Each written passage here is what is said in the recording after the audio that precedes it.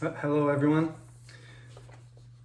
This is our midterm review for British and American culture. Now, I've gotten lots of emails about different things. The scope, as everybody is asking me, of the midterm is from the textbook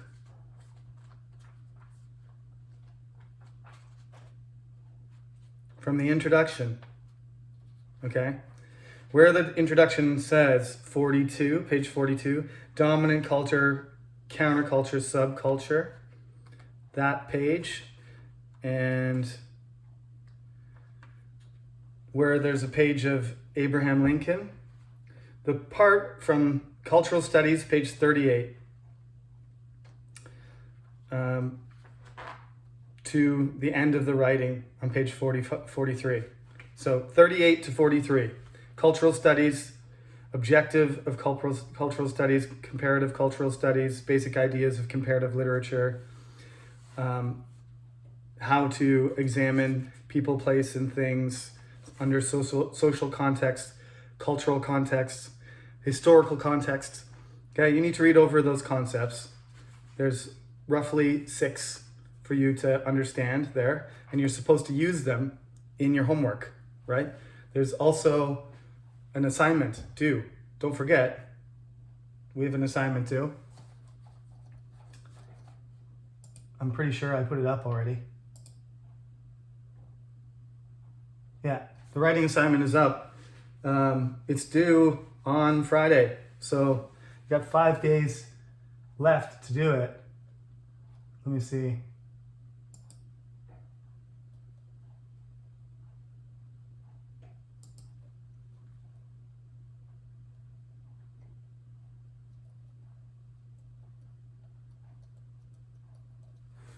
That's not very many people.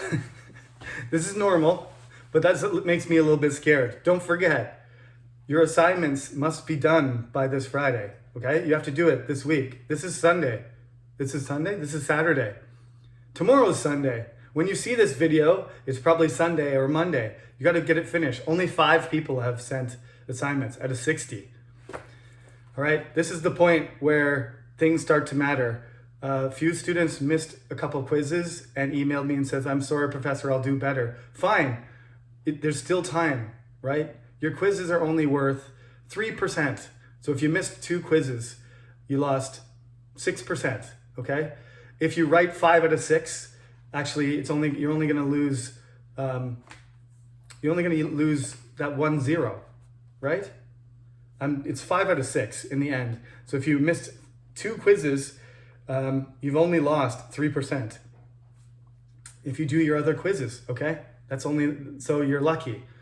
However, if you miss the assignment, which is worth 10%, okay, and you miss the midterm, which is worth 20, you're gonna be in big trouble, right? It's not gonna be easy to pass the class after all of those things have been graded and you get 0 on all of them. So it's time to do your work.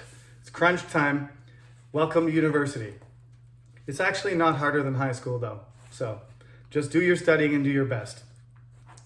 All right, that's my pep talk. So that's how the class started. I gave an orientation. I said, well, this is an interesting class because we've got to talk about all the things that make British and American culture tick. All the things that come together to make this gigantic, complicated thing that we call culture. And it's a way of life. And all things can be included in it, but we have to make choices. Which things are more important. So I have made my own choices. And one of the choices I made was to go right back to the beginning of recorded history and what it might have been like, because I like to imagine what it was like to live during certain periods. I think our ancestors had completely different experiences, and that there's something to be learned from those experiences, and that not necessarily we shouldn't repeat them, but sometimes that we should repeat them. Maybe we should do some things more like our ancestors did, and we shouldn't constantly be trying to, reinvent things or invent things or progress. Maybe that's not the best way to do things. Maybe there were ideas and things that happened that we do need to recover, that we've lost, right? Maybe we need another Renaissance. Okay, so going way back, there was a period where nobody knows what was going on. We just have archaeological evidence of certain types of ancient people living on the islands.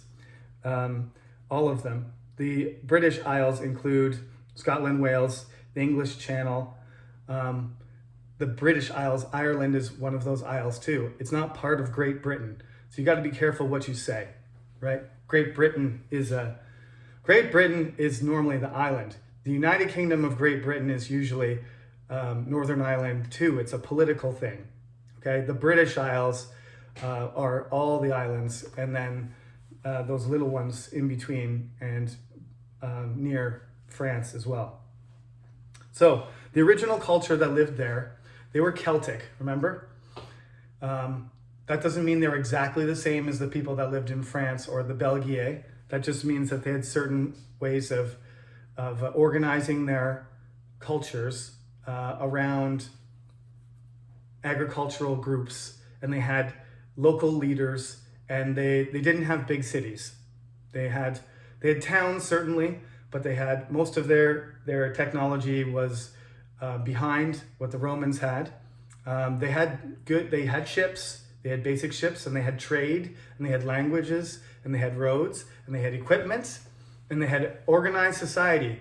But it wasn't a huge, state. It was more like a confederation of tribes. You got to think about it like that. So these people knew of each other, but there was no hierarchy, really. One village was as good as another village. There were local kings and stuff, and people would rise up and become the leader of confederations of tribes. That was true.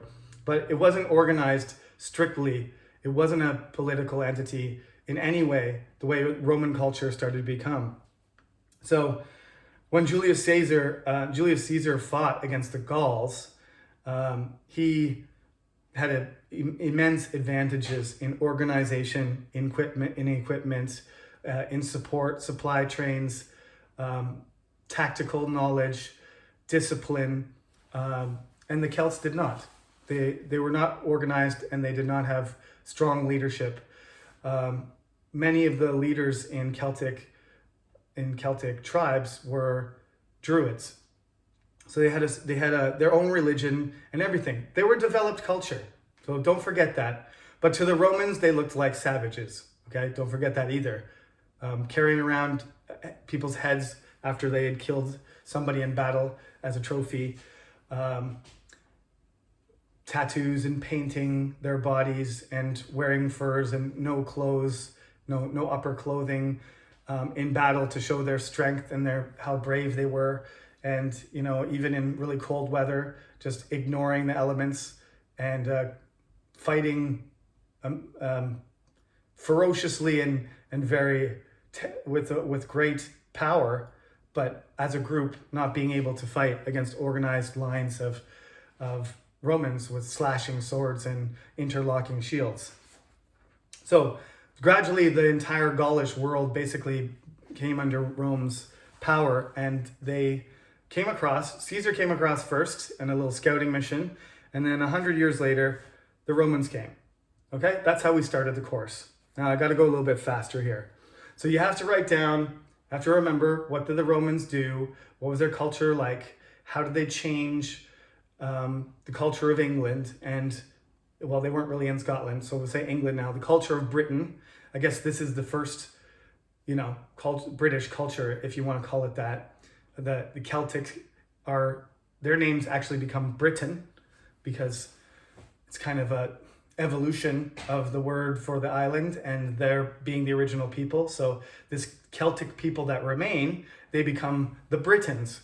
And the Britons, some of them mix with the Romans, and so we call them Romano-Briton. So there's a kind of, subculture, dominant culture, feedback going on, and you end up by several centuries later, you end up with a society that's Romanized, but a lot of the people are Britons. Just they've been kind of changed mostly into members of Roman culture. Right, but then the Roman Empire started to collapse for various reasons, and that could be a completely different course, so we won't talk about that. But German barbarians came in, and there was corruption, and there's too many slaves in the capital, and people weren't reproducing, and the economy was bad, and there was natural disasters, and Rome started to fall apart. So the Roman garrison left England, never to return. So there's still a bunch of Romano Britons walking around going, who's going to protect us from all these Scotti and Saxons and Angles and Jutes and Irish and everybody else who wants to attack? And the answer was nobody. So this is the age of invasions, German invasions. And so from the 5th century on, there's invasions, and there is this figure of Arthur, King Arthur, who attempts to defeat the invaders and throw them back into the sea. He becomes a mythological figure, but we don't know who he really was, so he remains, a myth. And he fails, and so the German Anglo-Saxon settlers start forming into different kingdoms. They have certain people who rise in power, and they start to divide England into their own zones. Then they start making these kingdoms. So you end up with this temporarily, multi-German kingdom setup, which you call a heptarchy, which means 7 kingdoms. So they have these 7 kingdoms, and Anglo-Saxon, they have a lot of influence, mostly the language. Latin doesn't stick. Christianity, the Germans don't accept Christianity because it's not the language of the conquerors, I suppose. So they go back to pagan religion, and they use Germanic words, and English starts to derive from, Angleland is the land of the Angles, and Anglish is, Angle is a person, or England, land, Angle, person, Anglish, English. So, the Saxons got the short end of the sticks, and everybody forgot about the Jutes. But then this is what we have, 7 kingdoms. Okay, and then we went into Alfred, because Vikings started coming from all over the place. Mostly we call them Danes, and they were very effective traders and raiders. And they could suddenly appear and use their boats to get deep in the rivers, and they could attack, kill people, capture people and sell them as hostages. All the way down in Constantinople they could go. They take them and capture people, kidnap people, kill people, steal items of gold, trade, food, furniture, anything they could find, and then disappear. And then reappear suddenly. The armies got bigger and bigger as this activity was noticed by other Vikings. They started to do it more and more because they were very successful. So most of the kingdoms got taken over, smashed. They had to pay money to the Vikings to go away, or somehow they got taken over, except for Wessex, where you have to explain about King Alfred. Okay? Now, again, I'm going too slow. So, so you got, so far, Celts, Romans, Germans, Anglo-Saxons, Jutes, Vikings, which are, we usually call them Danes because they're mostly Danes. There's Swedes too. But the Vikings, and right in there you have Alfred. Okay. Then the Vikings are around for several hundred years, and that's why it's called the Viking Age. But at the end of the Viking Age, there were some Vikings from another place that went to Normandy, and they became vassals of the King of France, and they became the Normans.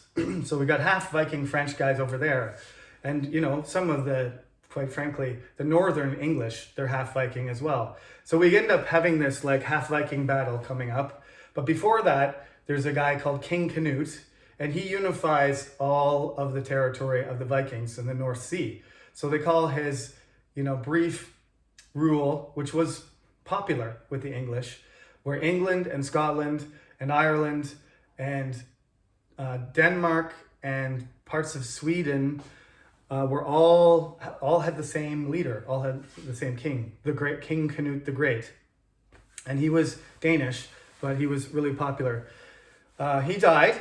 When he died, there was multiple people who could have succeeded him. They also died or were unsuitable. He had several sons. One of them went back to the Scandinavian territory. They decided on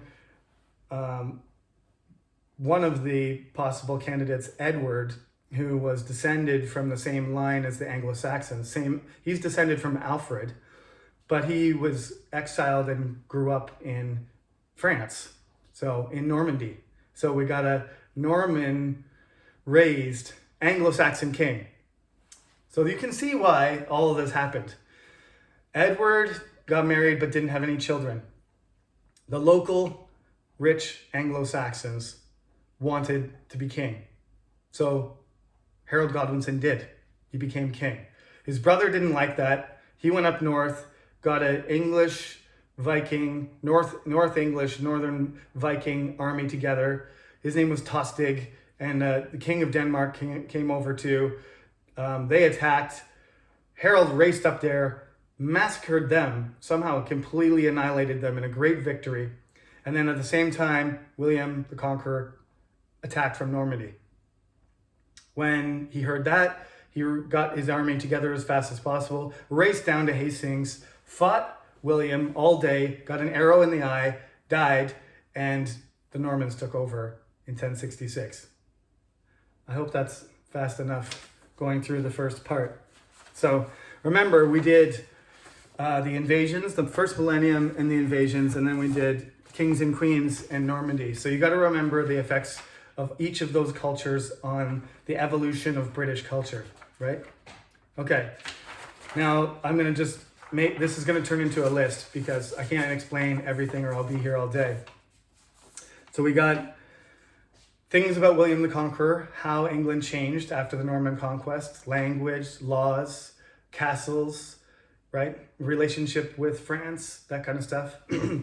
Don't forget about Thomas Becket and Henry II. That creates Canterbury Tales, that struggle between those two. And of course, Henry II had very famous children. So not long after that, King John, he was forced to, there was the Crusades. Let me forget that. There's the Crusades in the textbook. We didn't talk a whole lot about that, but you need to know the basic idea about the Crusades, and Richard the Lionheart being like sort of a action hero, perfect idealized king who walked around with a sword named Excalibur. Why did he do that? Because he was trying to be like King Arthur. He was trying to be the real life King Arthur. Lots of interesting stories about him, but no time to do that. Magna Carta, huge event, 1215. That's when the king agrees to follow the law, just like everybody else, basically, right? And it's the barons, it's the rich guys that force him to do that, not the poor people. Okay, so you got to keep in mind the chain of being, right? This is the king at the top, the peasant at the bottom, rocks, right? Plants, animals, plants, rocks. Up above the king, sometimes at the same level, the pope, the cardinals, the archbishops, the bishops. That's why there's some tension between them because we're not sure who exactly is at the top. But the pope anyway, and then angels and God above that, right? This is the order of being, the chain of being. In 1315, there was a sequence of really bad weather and colder weather. England was overpopulated and a lot of people died. It's called the Great Famine. Then, a generation later, the Black Death came, and all the people who were already weak and sick and starving, they all died. Not surprisingly, because their immune systems would have been weak already. All right, and that changed the population demographic completely. Everybody was young after that. Okay, all the people who were older died. All the people who were weaker died. So there's this really young population. This is not a good thing, though, in some sense, because you lose all the expertise, all of the, training and everything. Priests are 20 years old instead of 40. They can't explain anything. If a job requires a lot of experience, the people that were in those positions after the Black Death were not doing as good a job as the ones before. There's no doubt. However, since there's so many people that have died, there's a lot of jobs that are open. I mean, not just a priest job or a blacksmith job, which is takes a long time to train, and is a very specialized profession, but just, one place doesn't have enough diggers. Another place doesn't have enough people to, plant or sew or mend fences or do any kind of labor. Just basic labor is in high demand. So that pushes wages up. The rich people don't like that. They try to make rules to keep it down, and they try to fight wars at the same time and raise taxes. You're keeping my wages down, but you're raising my taxes, and you won't let me get a job. They wouldn't let them move from their old job to a new job. They had no mobility. So this caused thousands of English people to protest, and they gathered together and they attacked. They marched to London in the Peasant Revolt of 1381. Okay, and I explain that in detail, so you have to look that up. Geoffrey Chaucer, John Wycliffe, both have their own roles, and their descriptions are in the textbook, so don't forget them. All right, then we jump, right? And I said 1453, pretty significant. That was the last battle of the 100 Years' War. That changed the dynamic between France and English. Now they're just enemies, and England doesn't have any territory there. They can try and go back. Henry VIII tries to go back, actually, and he does capture some cities, but the people that live there don't consider themselves a part of beholden to the English crown anymore. So they don't want, when Henry VIII goes over there, or English kings go over there after 1453, they don't consider them taking back land anymore. They consider them foreigners invading French land. So the connection is broken there. And subsequently, eventually, especially when you get to the kings that are from Germany, then none of them will speak French anymore. That was one of the characteristics about all, English kings spoke French fluently. But once you get to Henry VIII, you're talking about a guy who can speak 6 languages, so yeah, he can, but the emphasis on French is from the Tudors onwards going to diminish. The rest of the stuff should be fresh. We just wrote a quiz, so I don't think I need to go over it too much. But Henry VII, very different guy, right? 1485, he took over. Very different guy than his son. I think that's an important thing to remember. Henry VII is very frugal, very careful, very cautious, not adventurous, doesn't like war, doesn't like big parties. He gets everything stabilized and under control, and by the time he dies, everything's set up. Henry VIII already has a marriage. He's connected to Spain, which is becoming the most powerful country in the world.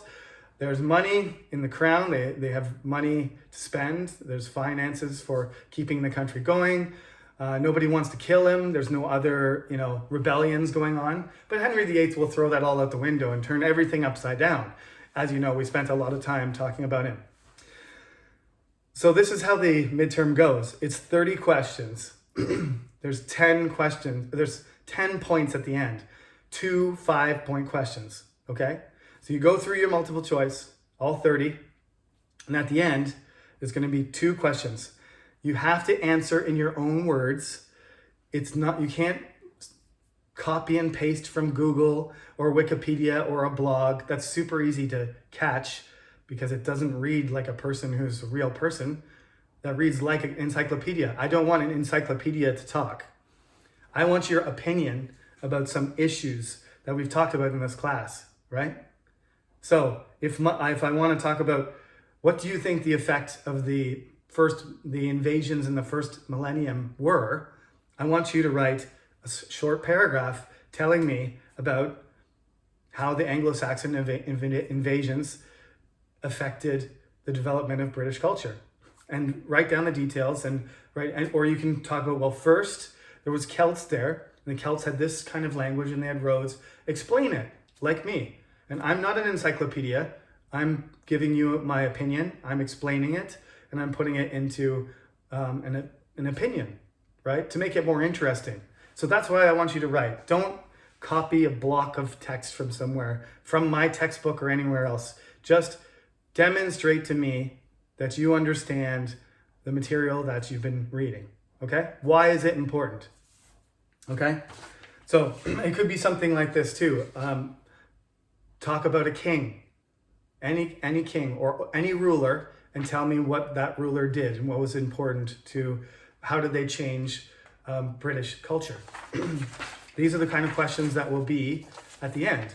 They're just wide open questions that they get covered in the lecture, and I want you to be able to explain them yourself.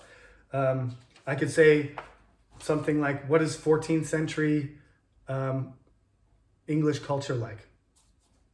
You know, and you got to think, okay, well, first there was a famine.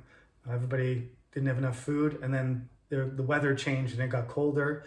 And after that, the Black Death came along, and some rats brought this little, bacterial infection on some fleas, and they brought that to England, and then that spread all around. And so this changed people's attitudes about religion, and, 30% of the people died, and, people couldn't travel, all these things like that. And you can keep going because there's other things too, right? We talked about the 14th century a lot.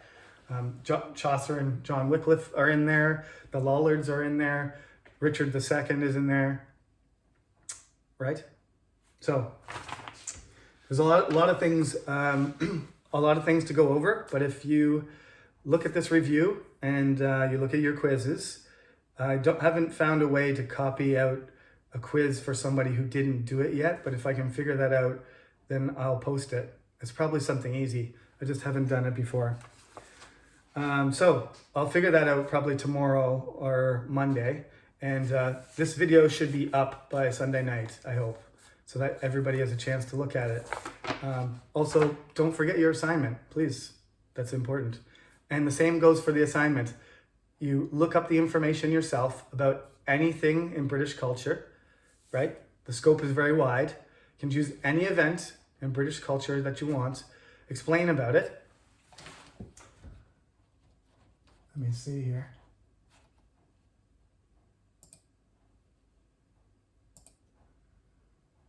Yeah.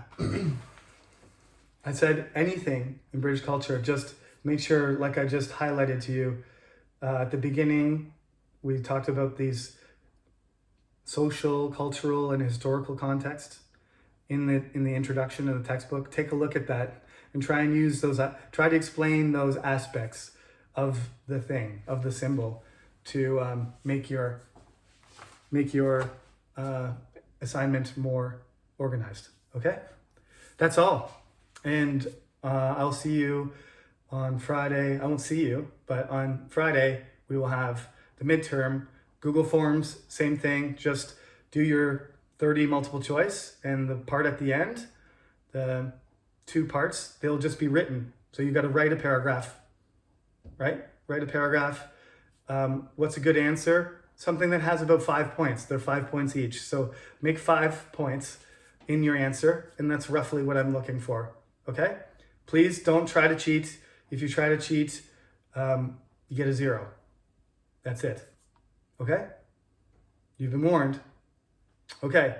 Be good, and good luck on all your tests, not just mine, but you'll have some relief after you finish this Friday. Assignments, 3 quizzes done, midterm done, and only 7 weeks left after that. So we just got some quizzes, and soon it'll be exam time, and we'll be off for summer vacation again. So thank you for listening. Focus on your studies. See you again soon. Have a good day.